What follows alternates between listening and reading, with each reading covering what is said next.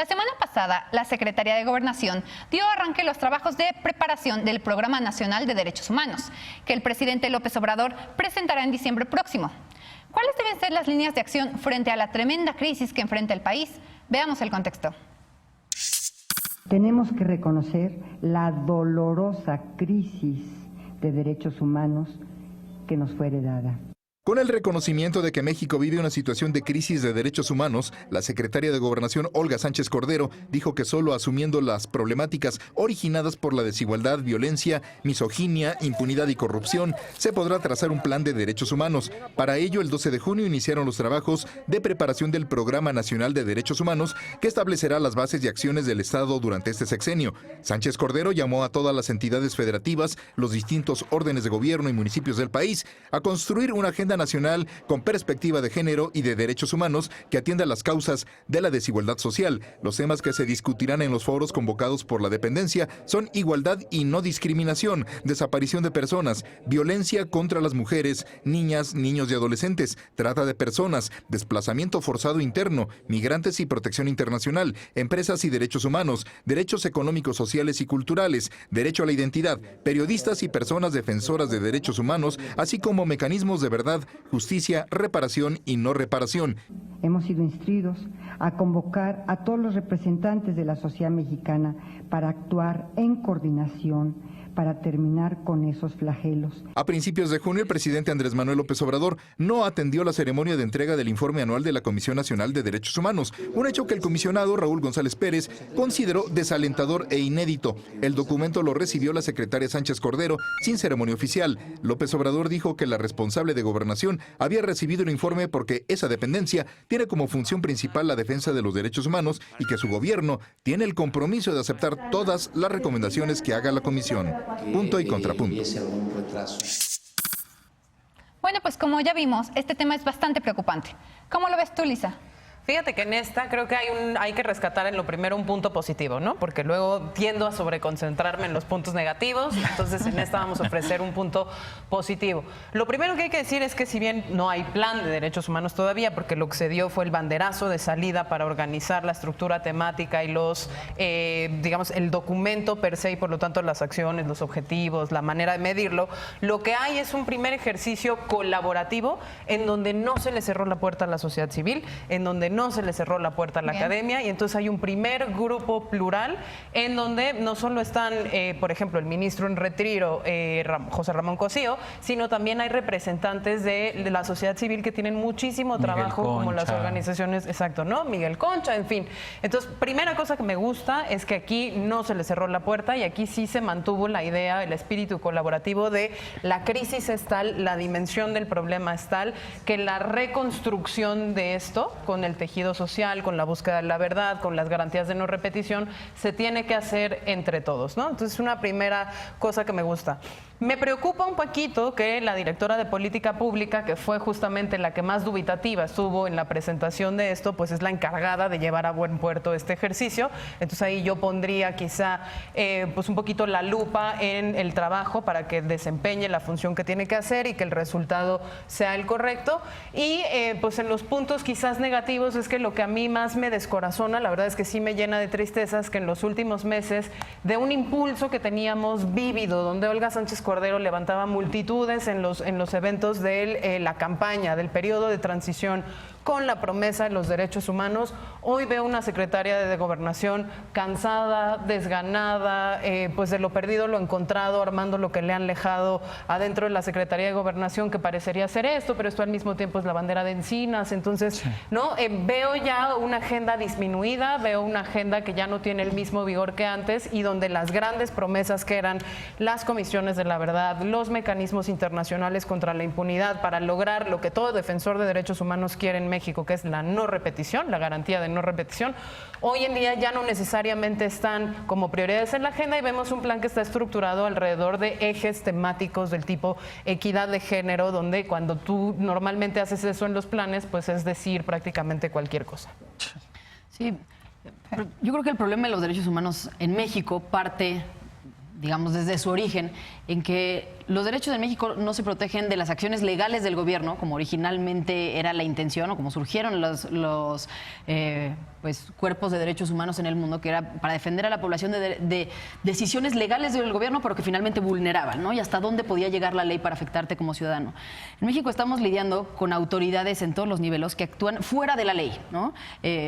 Policías que cometen asesinatos o asaltan, militares que desaparecen personas, que puede ser o no en el cumplimiento de su deber, pero que finalmente no únicamente estamos hablando de violaciones a derechos humanos, sino de delitos, ¿no? Al juntarse estas dos, que digamos no es el único país en el que sucede, ha sucedido a lo largo de la historia, sucede en muchos países, pero no es la intención inicial de los derechos humanos. Y que además fueron muchas de las banderas que tuvo López Obrador durante muchos años de lucha y que ahora que es presidente se esperaría que realmente las enfrentara de manera más directa, ¿no? Exacto, esperaría que las enfrentara de manera más directa. Y creo que hay intención por parte de ciertos miembros del gobierno. Yo creo que Olga Sánchez Cordero está comprometidísima con el tema, creo que Alejandro Encinas está comprometidísimo con el tema. Sin embargo, por tratarse de un tema tan complejo, no puede abordarse únicamente desde una secretaría, ¿no? Sí tiene que ser un trabajo conjunto justamente con quienes hoy toman las decisiones en términos migratorios, con quienes hoy toman decisiones en temas de seguridad, con quienes toman con las fiscalías y también de todos estos otros organismos que brindan servicios públicos, como es el IMSS, como es la Secretaría de Salud, como es la SEP, ¿no? Que en todos esos ámbitos se violan derechos humanos todos los días, a mayor o menor escala, ¿no? Pequeñas discriminaciones, grandes delitos, y creo que en eso se necesita una persona fuerte para impulsarlo. Creo que la Secretaría de Gobernación históricamente hubiera sido el lugar adecuado. Hoy no sé si es el lugar adecuado por la forma en la que estamos viviendo, ¿no? La composición del gobierno. Tal vez lo tendría que hacer el canciller para que esto jalara. Es que es el secretario de Gobernación. Pero bueno, sí, digamos, más que esto me gustaría ver que se reempoderara la Secretaría de Gobernación, sobre todo pues porque creo que hay una mujer realmente comprometida a la cabeza. Híjole, yo tenía una esperanza muy cierta cuando anunció Andrés Manuel que la Secretaría de Gobernación se transformaría de facto en una Secretaría de Derechos Humanos, ¿no? Hoy lo que vemos ya es una suerte de esquizofrenia, y perdón que vuelva a traer el tema de Estados Unidos, pero yo creo que lo que se imaginaron que iban a construir de aquí a diciembre va a cambiar radicalmente y está haciendo que cambie radicalmente de un momento a otro el discurso de la propia Secretaría de Gobernación. Nada más con lo que pasó la semana pasada con el tema de la detención de Irineo y Cristóbal Sánchez, estos dos defensores de migrantes a quienes la Fiscalía intentó imputarles delitos relacionados con la migración y que un juez los terminó liberando. Cuando los libera, bueno, más bien, antes de que los liberaran, la subsecretaría de Alejandro Encinas pide información a la Fiscalía General de la República de qué sucedió con estas dos personas. Entonces ahí dice uno, pues está bien, o sea, a lo mejor la Fiscalía funcionó de forma autónoma e hizo este cochinero con esa investigación, les intentó de imputar un delito, pero le extrañó a la Secretaría de Gobernación, sobre todo a la subsecretaría, sobre todo porque uno de ellos, Irineo Mujica, está bajo la protección del mecanismo de personas defensoras de derechos humanos y periodistas. O sea, ya había existido ciertos atentados. Ya había tenido que comprobar que a eso se dedicaba, ¿no? Además, en algún momento. Así es. Eso sucede un día, luego al siguiente día son liberados por un juez, puestos en libertad porque se comprobó que fue una fabricación, todo eso. Y al día siguiente, la secretaria de Gobernación es quien mediáticamente en el noticiero de Loret, pues prácticamente emitió una sentencia diciendo que sobre Cristóbal, aparte los confundió, había dicho que Cristóbal era el que estaba bajo la producción del mecanismo y no, era Irineo, y se fue contra Irineo. Entonces son ese tipo de cosas que no está resistiendo la prueba de esto que está sucediendo gracias al pactito con Estados Unidos y que creo que nos va a poner retos muy difíciles, porque hoy por hoy, de aquí a ver qué pasa en los siguientes 29 días, o cuántos nos quedan para la revisión del acuerdo, y sobre todo frente a la construcción de este gran programa que, como bien dice Elisa, deberíamos estar hablando de la justicia transicional. Pero ahora, eso no está en el acuerdo. O sea, en el acuerdo, literalmente, lo que se va a medir es que haya menos migrantes cruzando Estados Unidos. A mí me llama la atención que la respuesta de México, o la forma en la que México esté cumpliendo esto, es a través de todas estas estrategias de seguridad que estaban pactadas y no estaban escritas, o México de alguna forma está aprovechando para descargar controlar toda esta fuerza contra los Totalmente. migrantes que ¿Cómo no sabía cómo defendemos esto? controlar. Sobre el pacto en específico, lo que estamos hablando de la Secretaría de Gobernación, a mí me llama la atención no solamente la integración de las organizaciones no gubernamentales, sino del acento especial que se pone en la municipalidad.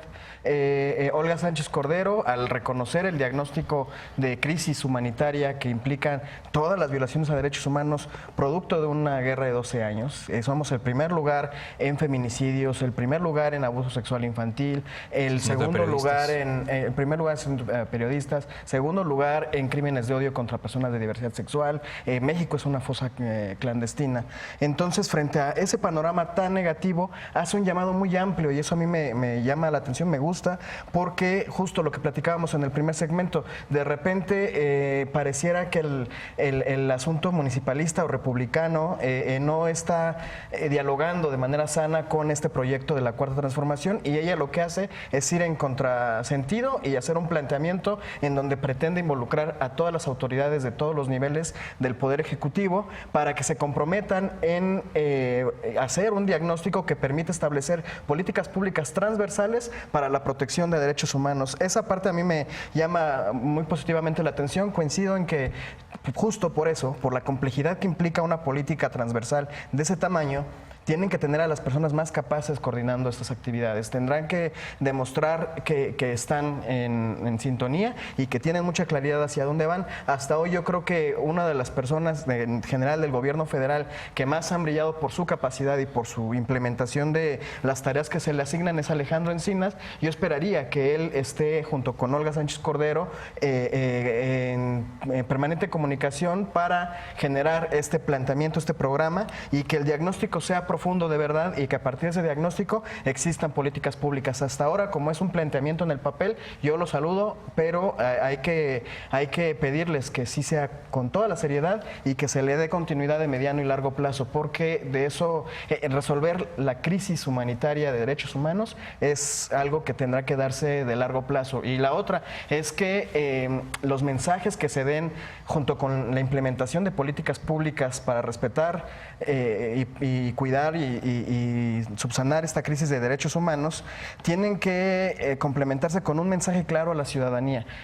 A mí me parece muy grave, les decía, somos el primer lugar en abuso sexual infantil y el 80% suceden en el seno del hogar. Sí. Y eso es porque hay un nivel de degradación del tejido social, de descomposición tal que suceden estas cosas. Y lo peor justo es que hay un pacto de secrecía en el seno de las familias porque están protegiendo al abusador, claro, que es el padre, el abuelo, el tío, el hermano mayor, etcétera. Entonces, ahí es donde tenemos que poner el enfoque en comunicación, en materia de comunicación, para que rompamos con esos pactos de silencio, el pacto patriarcal también. Bueno, pues son temas que llenen.